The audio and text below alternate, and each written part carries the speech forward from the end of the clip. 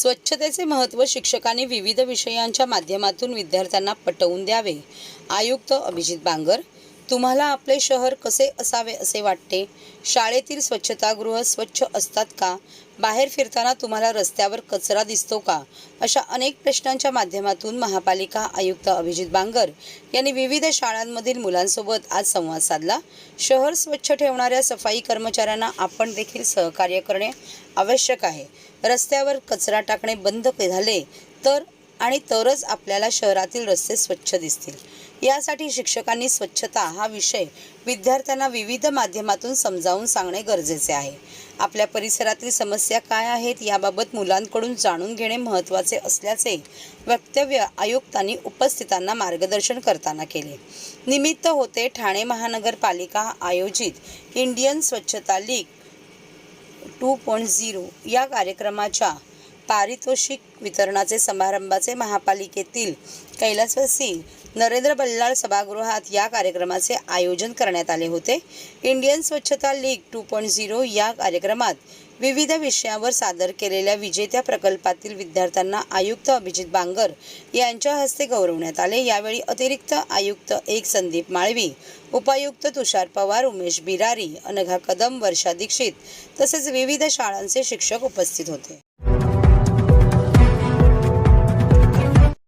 ठाणेकर मालमत्ता करदात्यांसाठी करातील व्याज माफी अभय योजना 31 डिसेंबर 2023 पर्यंत मालमत्ता करावरील 100% व्याज माफ.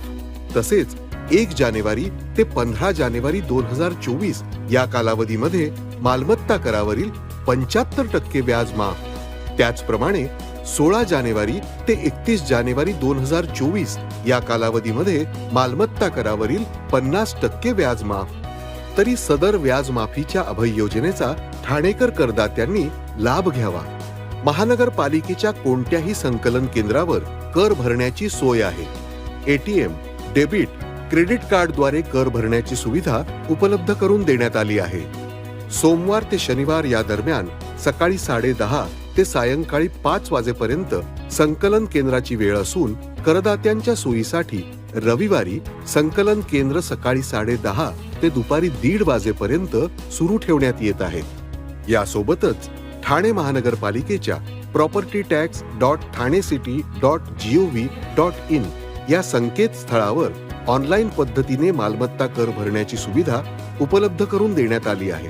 तसेच गुगल पे, फोन पे, पेटीएम आणि भीम ॲपद्वारे आपला कर सुलभतेने जमा करू शकता.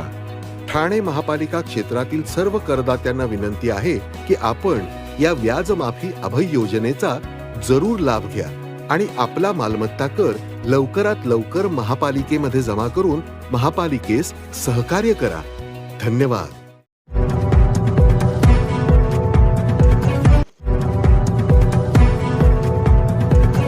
सर्व नागरिकांना आवाहन करण्यात येत आहे की सध्या डासांमार्फत पसरणाऱ्या डेंग्यू या आजाराचा प्रसार रोखण्यासाठी प्रत्येकाने पुढील प्रमाणे कार्यवाही करावी.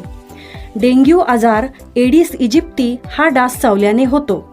या डासांची पैदास साचलेल्या किंवा साचवलेल्या स्वच्छ पाण्यामध्ये होते. 8 दिवसांपेक्षा जास्त दिवस पाणी उघडे व साचून राहिल्यास त्यात डास अंडी घालतात. अंड्यांच्या अळ्या तयार होऊन पुढे डास तयार होतात. यासाठी आपल्या घरातील पाणी साठे उदाहरणार्थ बॅरल्स, पिंपे, टाक्या, हौद, रांजणे इत्यादी दर आठवड्याला रिकामे करून घासून पुसून कोरडे करून पुन्हा भरावे. 1 दिवस कोरडा दिवस म्हणून पाळावा. पाणी साठ्यांना घट्ट झाकणे बसवावीत किंवा जुनी साडी, चादर, धोतर यांनी बांधून झाकून ठेवावीत, म्हणजे डास त्यात जाऊन अंडी घालणार नाहीत. घराच्या गच्चीवर, आजूबाजूला, अंगणात कोठेही पाणी साचू देऊ नये. भंगार सामान उघड्यावर टाकू नये. उदाहरणार्थ टायर्स, प्लास्टिक सामान, कुंड्या, टाकाऊ वस्तू इत्यादी. अशा सामानात पावसाचे पाणी साठून त्यात डेंग्यूच्या डासांची पैदास होते. घरातील कूलर्स, फ्रीजच्या पाठीमागील ट्रे हे देखील वेळोवेळी कोरडे करावेत. लक्षात ठेवा, नुसत्या फवारणीने डास घनता कमी होत नाही, तर त्यासाठी डास पैदास ठिकाणे नष्ट करणे ही आपल्या सर्वांची जबाबदारी आहे. कोणताही ताप अंगावर न काढता जवळच्या शासकीय रुग्णालयात मोफत औषधोपचार घ्या. अशा प्रकारे नागरिकांनी सहकार्य केल्यास डेंग्यूचा प्रसार रोखणे सहज शक्य आहे.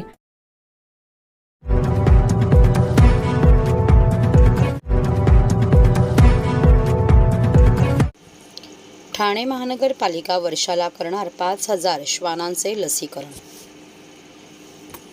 कुत्रा चावल्यावर रॅबीज होऊ नये या उद्देशाने आता ठाणे महापालिकेच्या माध्यमातून भटक्या कुत्र्यांचे लसीकरण करण्याची मोहीम हाती घेण्यात येणार आहे. हे लसीकरण मोफत केले जाणार असून केंद्राच्या संस्थेच्या माध्यमातून सध्या शहरातील भटक्या कुत्र्यांचा सर्वे सुरू झाला आहे. त्यानुसार एका वर्षात 5,000 भटक्या श्वानांचे लसीकरण केले जाणार आहे.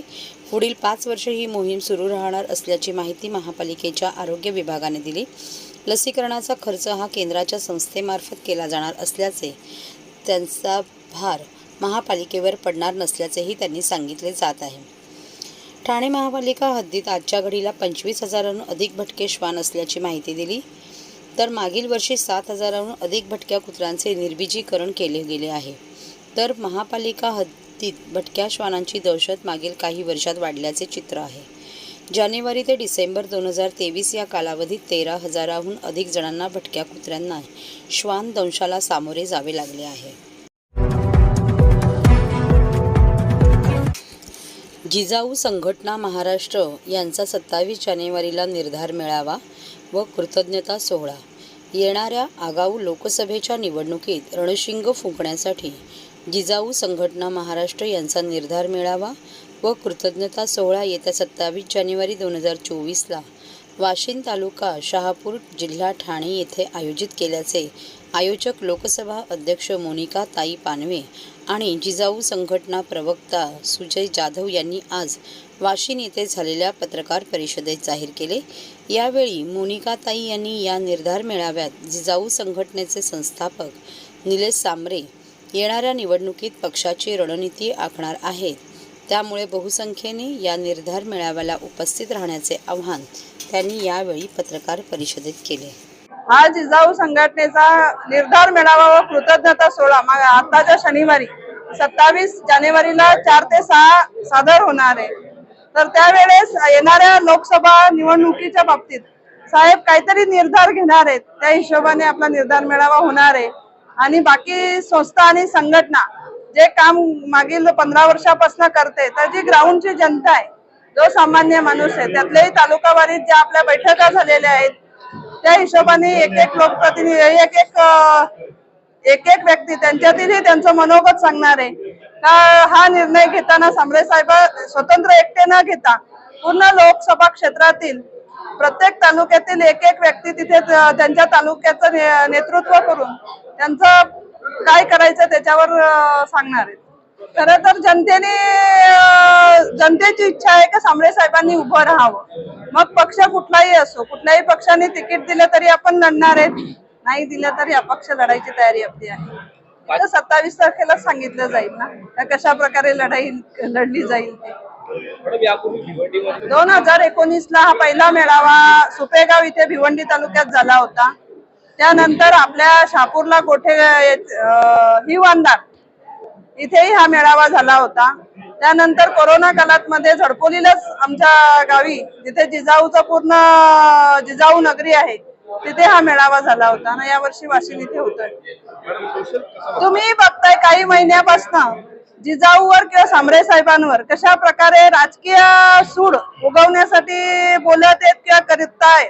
अधिवेशनातही आपण सगळ्यांनी बघितलेलं आहे. तर ही चर्चा किंवा ज्यांनी हे असं उठवतायत त्यांनी दोन्ही जिल्ह्याचे ठाणे आणि पालघर जिल्ह्याचे पालकमंत्री कुठले आहेत हे शोधावं. मग ते जर आयुष्यभर राजकारण करतात तर त्यांना आपल्या जिल्ह्याला पालकमंत्री नाही देता आले का?